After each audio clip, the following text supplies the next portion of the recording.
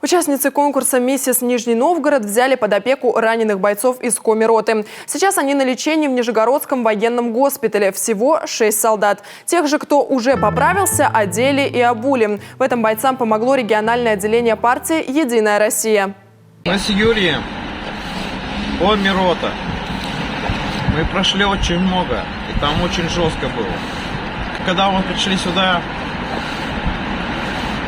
нам очень сильно помогли, очень, правда, очень сильно. Низкий поклон всем вам, девчонки. Вы очень красиво все делаете, обеспечили нас полностью. Я приехал в одних тапочках, в трико и в футболке. Меня полностью вот одели, обули. Активист Народного фронта, директор конкурса Ирина Цыбина рассказала, что к ней обратились представители партии «Единой России» из Коми, которые попросили помочь землякам, бойцам из республики. Нижегородцы не остались в стороне. Сейчас бойцы Коми-роты едут к месту службы.